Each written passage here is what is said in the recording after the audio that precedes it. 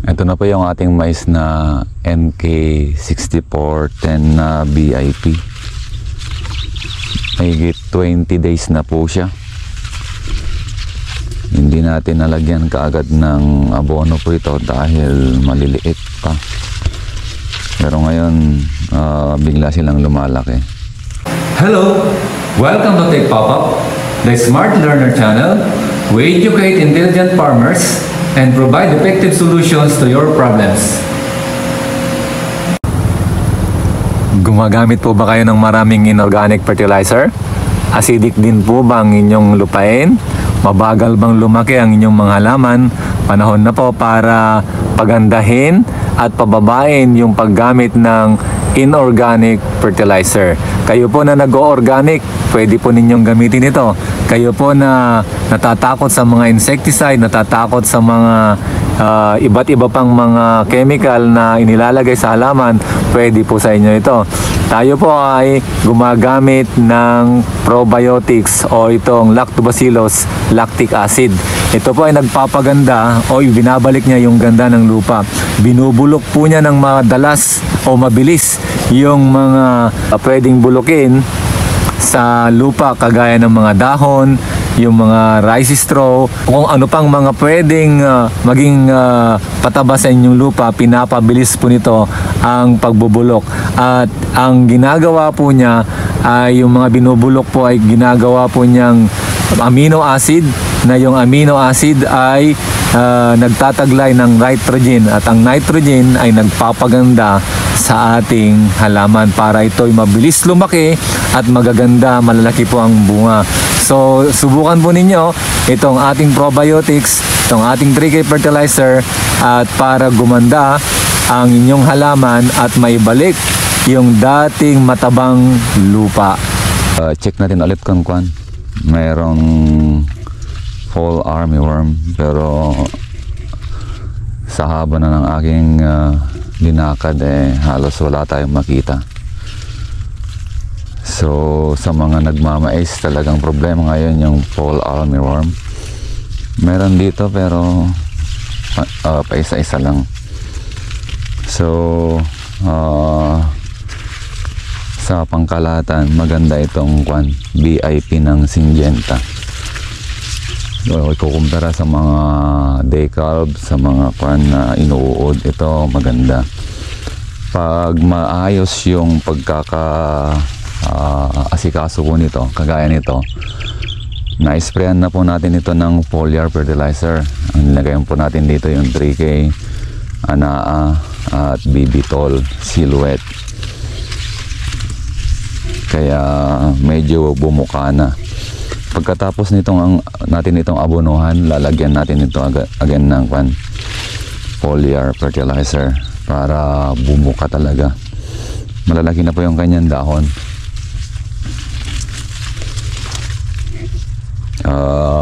Tayo po yung pinakahuling nagtanim dito, pero hindi ito pa patatalo.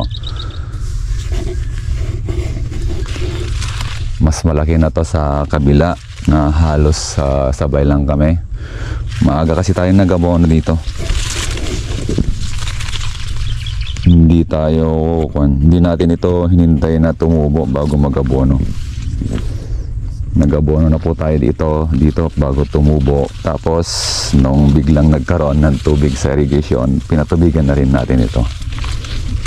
Wala po tayong halos makita na uod po dito sa ating ito meron, pero hindi kagaya sa iba na hindi VIP.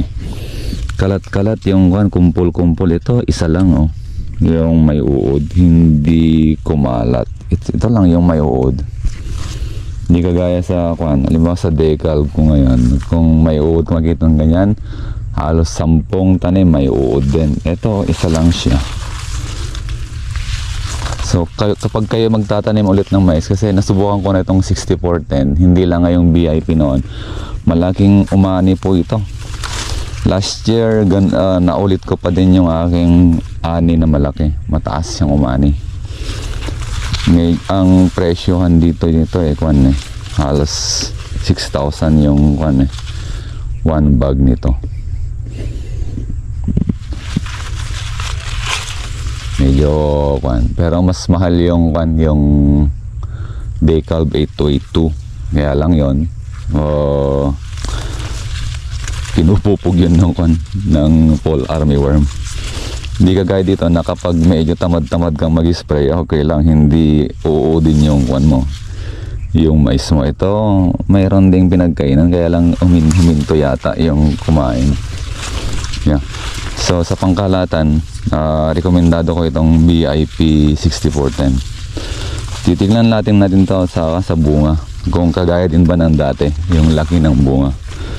Yung dati kasing 6410 ng NK, malalaki yung bunga. So obserbahan po natin kung ganun din po ito. Tayo kuminsan sobra-sobra yung ating kwan nilalagay na pag tayo nag-spray ng foliar, medyo tinatapangan natin para mas lalong gumanda yung mais. Kagaya nito, pag kuminsan pag yung 4 scoops nilalagyan natin ng 5, yung ana naman kuminsan ginagawa nating 10, at ang kinalabasan maganda. Ito, so wala akong masasabi.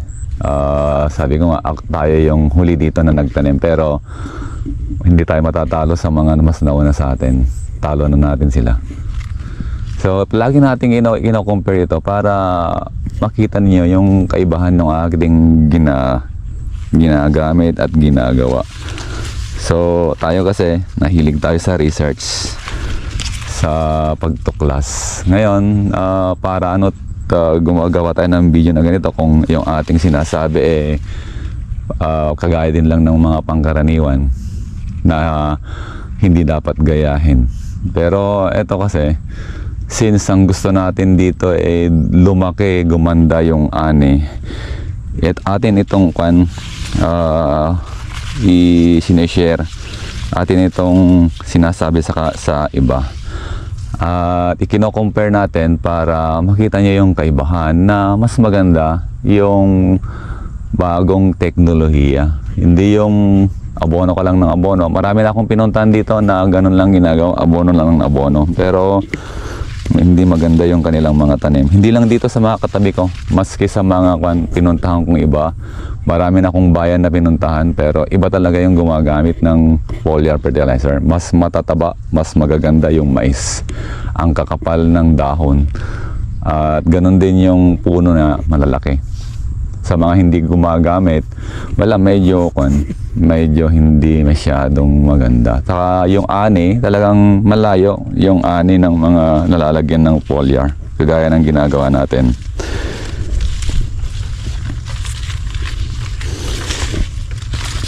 So maraming mga kumukontra din sa atin, pero okay lang, ayos lang sa akin. Hindi ko kayo papatulan dahil that's normal. And sa ginagawa natin na pag-share, that's normal. May mga talaga, may mga offshoot, may mga kukontra talaga. Pero welcome ko po kayo para matuto, para gumanda din ang inyong mga tanim. Alam ko, mayroon din kayong mga tanim, mayroon din kayong mga mini-maintain na mga halaman. So yung ginagawa natin makakatulong po sa inyo. Sigurado ko po, dahil sa tagal ko nang nagpa-farming, marami na akong napatunayan sa aking ginagawa. So isa ditong ipapakita natin yung itsura nung tanim mo. Tingnan nyo, ito yung lagi natutubigan kaya medyo puti-puti, pero okay lang yan. So yan yung ating taniman ng mais. Talagang para sa akin maganda to. Ngayon natin ito aabonuhan So lagi po kayong tumutok, lagi po kayong mag-update sa ating mga video para madagdagan po ang inyong kalaman. Kung may napapansin po kayo na halimbawa iba yung sinabi ko sa kabila, iba yung dito, normal lang po yun, nagbabago yung panahon, kaya syempre hindi laging yun ang ating ginagawa. Nag-a-adapt tayo sa bagong sitwasyon.